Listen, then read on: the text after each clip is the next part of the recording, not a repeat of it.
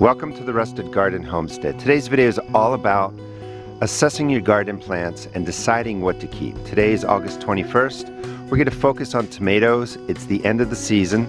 Couple things to know is all of my tomatoes have been taken care of the same way. I have about 30 different plants in here. They've all been sprayed when I do spray with the same spray. They've all been fed the same way. They're all watered on the same schedule. Over the last 14 days, I stopped spraying any antifungals on here, so the plants are a little bit more beat up. But what I'm looking for are what tomato plants look the best, and that's what I'm going to be keeping next year. Too often we get attached to varieties of tomatoes, tomato plants, and we keep trying to grow them and they just don't do well. So looking at the group in here, first thing that I look at, and this one I'm not going to grow anymore, but it looks pretty good. First thing I'm looking at is growth. This is a Cherokee Purple, all right in here. The pruning for these have really been removing the bottom 12, maybe 16 inches of growth on the bottom. I don't do a lot of pruning inside of these plants. So they've even been pruned the same way. Cherokee Purple looks good growth-wise, color-wise, nice and green. There is spotting on there. That is normal. If I don't spray, the diseases roll in. But it's handling the disease as well.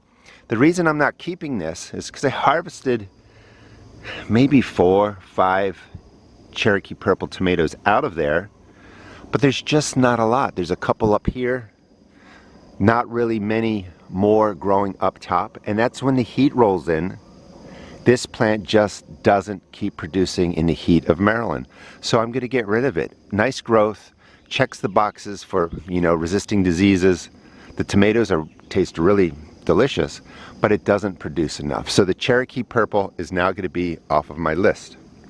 If you come over here, you can see a variety that's really beat up. That's an Aunt Ruby's German Green. Still deciding if I'm going to keep this. Most likely no, because the disease pattern at this point compared with the other tomatoes here is much stronger. And again, this plant's not really flowering or producing up higher, and the number of tomatoes I'm getting just isn't enough. There's one back there that I missed. It's actually starting to rot. But otherwise, it's just not producing, and the leaves are beat up. I do really like the taste of this tomato, and the tomatoes get large. Maybe I'll keep it, but I'm going to try and stick to my own advice and really get rid of these plants that don't do well. Here's one that's a keeper, and I recommend growing this if I'm in Maryland Zone 7. Hot, humid areas, places that get fungal diseases regularly. This is the Arkansas Traveler. Nice and green up top.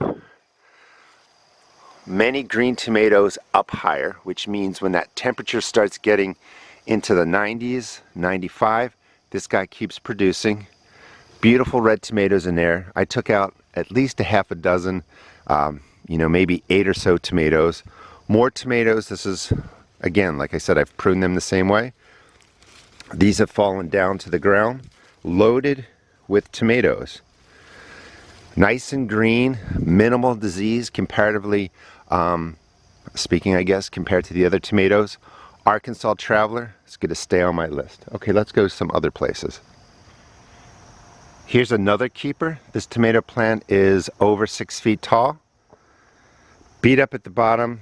That's because along with not spraying, I really haven't been watering regularly, and a lot of die-off is starting to happen in the bottom. But if I kept up the sprays, I use hydrogen peroxide. You can check out my channel for that. This plant would be a lot healthier. But just look at all the great green growth up here. Minimal disease. Lots of small tomatoes that are green, growing. Once I spray this again, clean it up a little bit, it's going to keep producing well into really late September or to when the frost comes. Lots of small tomatoes up here, which means this is probably the best one at setting fruit when the heat is up in the upper 90s.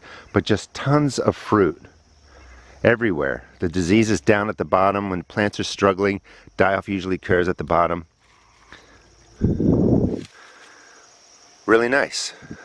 Coming all the way out. And again, I'm not pruning these. I'm showing you the tomato plants that have all been treated the same. I've single stem and double stemmed pruned some of my tomatoes. We're not going to go over those. But this is just left to grow. And this is the Supersonic. If you are interested in these metal signs, I do sell them at my seed shop. I will put them in the video description. So the plants here are beat up from the late heat, although it's starting to cool down greatly. The diseases, because I stopped spraying, but this guy is doing really, really well. Absolute keeper. So here are 2 tomato plants. The one on the left, loser. I'm never going to grow it again. And that's one that I fell in love with. I love the story of the mortgage lifter and how it was created. However, it just doesn't do well. It hasn't done well any of the years as much as I love it, so it's gone. And you can see all the death. You know, the leaves are just prone to the fungal diseases that come in here. There is that tomato that fell off is from another plant. There is no fruit really in there. I harvested maybe 2. There's one hidden behind there. One more up top. It just doesn't produce enough, and it gets really beat up by diseases. Now next to it is a keeper. Even though the diseases are rolling in, a couple days ago this was greener. Again, I'm not spraying. This is the Homestead. It's a semi-determinate tomato, so it's only going to get maybe 6 feet tall.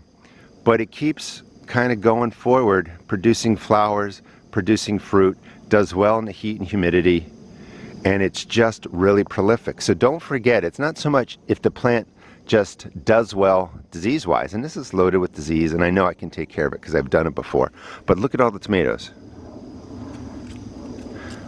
It is loaded with tomatoes, and it produces in the heat. And if I get it under control again, the progression of this might even be early blight or something. I will get it under control. But I do recommend the Homestead. That's going to stay on the list. You know, and you might make little bits of notes, like the Homestead maybe needs a little bit more spraying, but I just think this is a one-time deal because I've been growing this really for 10 years. But look, mortgage lifters are really beat up. I also recommend trying different varieties each year and see if any of them are going to stick. So this beautiful plant that's almost 7 feet tall actually seeded itself. It's from a tomato I grew last year. So the point with this plant is sometimes the plants that seed themselves or are dropped as seeds as tomatoes, I think they develop a better root system and they take care of themselves better. There'll be an example of a black cherry at the end I'll show you. But this plant did really well. I'm not really interested in saving the seeds. I just don't want tomatoes that size. I just don't need them all at one time. So coming over to here, I added in, this was the big boy. Produces really well, totally wiped out by the fungi that are going through the garden right now. Tomatoes taste pretty good, however it is just too beat up. It's not really worth growing. Even if I kept up on the sprays, this guy's going to be more prone to diseases, and therefore, you know, it's not a keeper. This is a Sunray. Love the color. I just don't need this many tomatoes at once. I don't know what to do with them. Like, I can only eat so many. So I'm keeping my cherry types, smaller than this, the slicing types, like right over there, and then, you know, maybe a couple bigger tomatoes because I like trying to grow sometimes a 2-pound, 3-pound tomato. But nothing, well, there is something wrong with this. The disease is getting to it. But I just don't need this production. Like, what am I going to do with these tomatoes? So you also want to be thinking about what you're getting out of the plant, too few or too many tomatoes, and what are you going to do with them. So the Sunray, big boy, 2 new varieties I used, not going to keep those. Here are 3 more tomatoes. They're not going to be keepers either. The pineapple I've grown before, grew it again, and this is what it's done. Not much of anything. Not worth growing. I'm just not getting enough tomatoes. The plant didn't thrive. You know, it's beat up. So the pineapple is done. The tomato tastes wonderful. It's a really nice tasting tomato. Black Crim, another one that I've been in love with and I want to grow. These are really geared for cool weather. They can't take the Maryland heat. And even when the tomatoes start to ripen, they crack. They have blemishes on there. They just don't like the heat. So this tomato takes off, does well in the cool parts of Maryland, starts looking great, and then as soon as that July heat comes in, plant stops growing. The leaves always die off like this with the Crim, no matter what's going on, even if there's no fungi on there when that heat rolls in. They just don't like it. So as much as I love the Black Crim, story behind it. That one is gone too. This is Ball's beefsteak. This was another test. Not going to keep it. Just isn't doing enough that I want to keep it. Tomatoes are okay, but I have like the Homestead, Supersonic, Arkansas Traveler, all producing the same type of tomato. So you also want to be thinking about what is the plant producing. If they're all, you know, baseball size red tomatoes, how many different varieties do you need? Just pick the ones that definitely work. So this one is gone too. So I'm not going to grow the Ball beefsteak or the Ball's beefsteak, the black cream, or the pineapple. This is a tomato variety you see all over the place. This is an early girl. Really beat up. Green growth is coming back. I've grown this for years. I know if I get in there and spray this, this plant is going to spring back. It does well in the cool weather, so it's going to do well going into late September, October here. I know that it's beat up because I stopped taking care of it. What I love about this plant is it's flowering. Not every tomato in here is flowering. It's producing new fruit.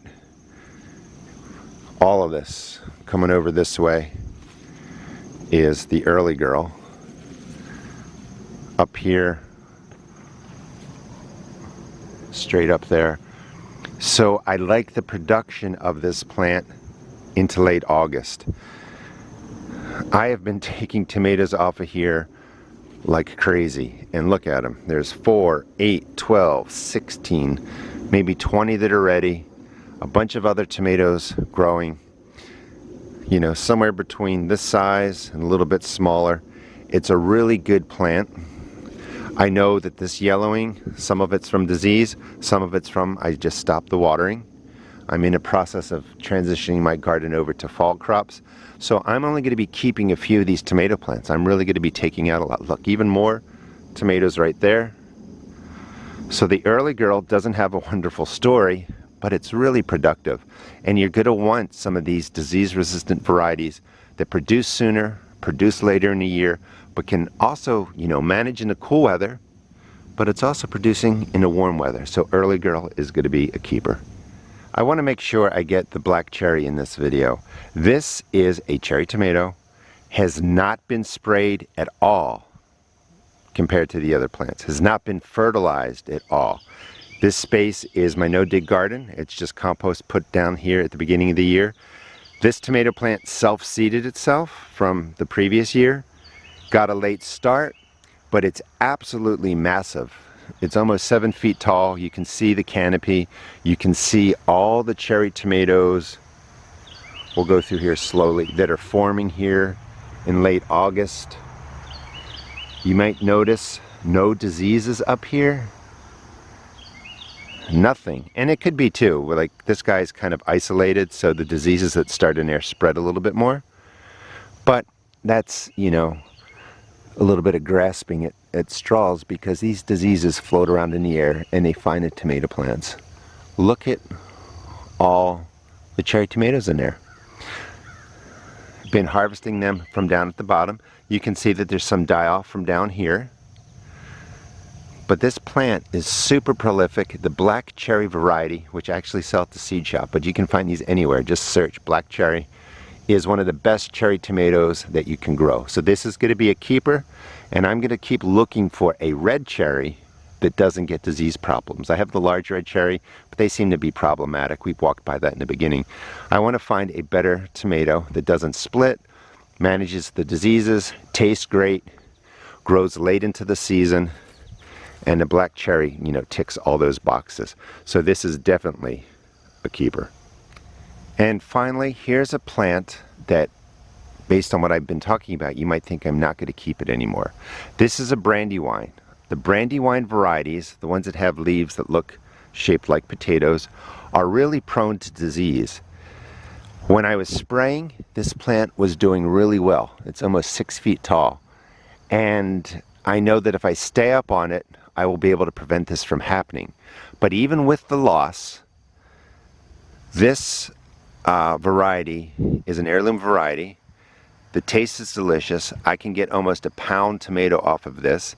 There's 1, 2, 3, 4, 5, 6, 7, 8, 9, 10, 11, 12, 13, 3 or 4 ready, maybe 5 to pull off of there. I've been picking tomatoes off of here they get to a nice size. I mean, look at that one up here. And you're also looking at the mid growth of the tomatoes too, the actual tomatoes. Because when the plants are about this size, the heat rolls in. Even with the heat, this guy's producing tomatoes up in this kind of area.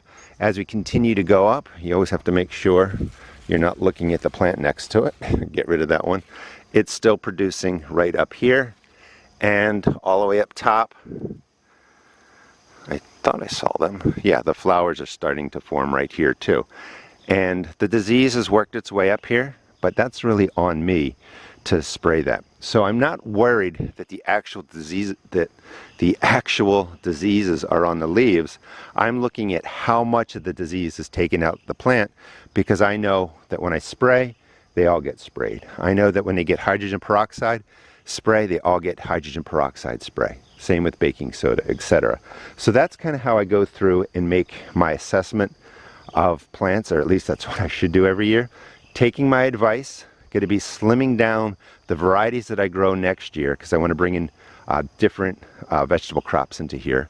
But I'm going to keep the keepers, I'm going to toss the losers, and I'm going to give up being attached to plants like the mortgage lifter, the black trim, and I'm going to plant in maybe a half a dozen new varieties, see how they do in my zone. Every garden's going to be a little bit different. Every disease, every pest sometimes acts a little bit differently in gardens because our temperatures fluctuate, and just kind of go through that assessment process each year. Eventually you're going to find half a dozen tomato plants that do really well, which means you have to spray less, which means you'll get better production and you'll have less worry with them, and you can concentrate on other parts of your garden. Thanks so much for watching. Hopefully this gives you some idea of how to assess your tomato plants. Do the same process with peppers, squash, zucchini, etc., and just see how they grow in your garden. Thanks for watching. Please check out my seed shop again at therustedgarden.com, and enjoy the end of your summer. And please, I'm not begging you guys, but I'm hoping that you guys do plant some fall crops, because once summer's gone, the weather cools down, you're going to enjoy having some leafy greens. And if you skip it because you're kind of burned out from the summer, you may miss those fall crops. Thanks for watching.